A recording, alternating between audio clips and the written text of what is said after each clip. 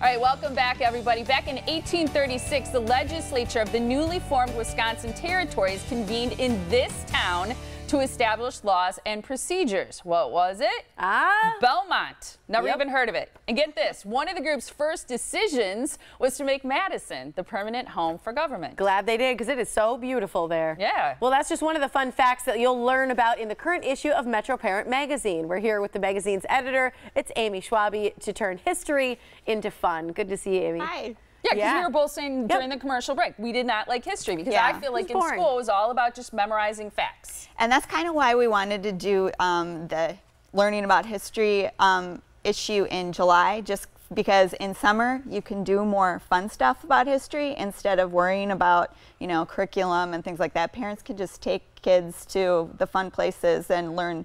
Like we were saying, stories are really what's interesting about history. Well, what are some of the fun ways that you found that get kids interested in history? Well, a lot of it is hands-on, and that's what a lot of places are focusing on now, like Old World, Wisconsin. Their main point right now is it's always been fun to go to Old World, Wisconsin and learn about the, you know, the stories of people, but now they say that if the kids aren't getting to do hands-on things, they're failing. So what, like churning butter? Churning butter. There's a place there where they have all of the old school toys that the kids played with, like the hoops and like doing that. The kids love doing all that stuff. I don't know. I don't know about that. Candle making was big when I was a kid. You make candles. And I remember all those experiences. I still remember those at county fairs and things like that. Being able to churn the butter, weave the baskets, doing those and spinning the yarn, carting the. And another thing about Old World, Wisconsin is it's an actual farm, so they have like the animals there, and you can like card the wool from the and make yarn and whatever you make out of the sheep thing, you know. I guess I have to go there again. Wool sweaters. Yeah, right. That's really cool. So these are all kid-friendly. They're historical. They're ways for kids that they can learn about it, doing these things hands-on, getting the experience. Doing things hands-on, and really another great tip, just you know, kids obviously love pretending, and that's something that really, like, acting out and like seeing the enactors doing things, that's something that really gets them involved. Like this is actually the 150th birthday of Laura Ingalls Wilder. Little House on the Prairie. And Little House on the Big Woods took place in Wisconsin. She's from Pepin, so they that's one place that you can go, and they have, like, I'm not sure if it's a replica or if it's, but it's her birthplace.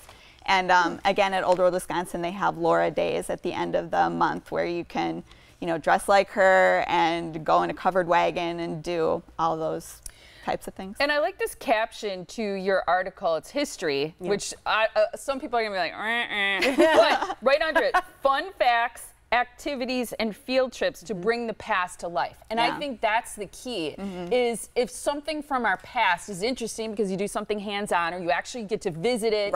Maybe, because I always think with old homes, for example, it almost feels like you're in a dollhouse. The beds are smaller, the cups are smaller, so you get to see those things. It makes it more interesting. You can put things in perspective. Yeah, and I think another big thing is when the kids can actually see what kids did in those houses. I know we've been to like Pap's Mansion, and you see like the little girls' dolls and their room and things like that, and that makes them more interested in. Yeah, they're like, where are the video games? Right. Where's the smartphone?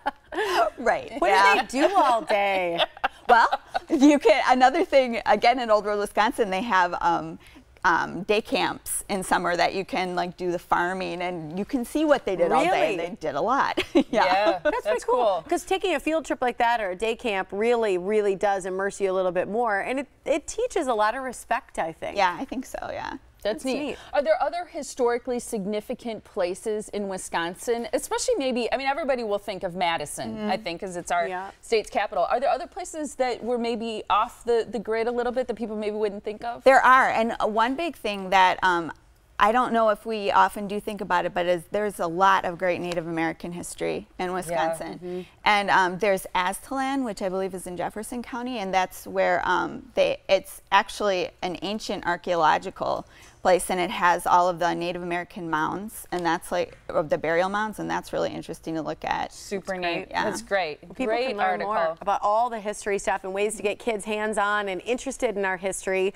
That's metroparentmagazine.com, where you can find all of that, the article on history for kids. July Thanks, issue. Amy. Thank you so much. Keeping kids' brains in motion over the Yeah. summer so you prevent that drain. Yep.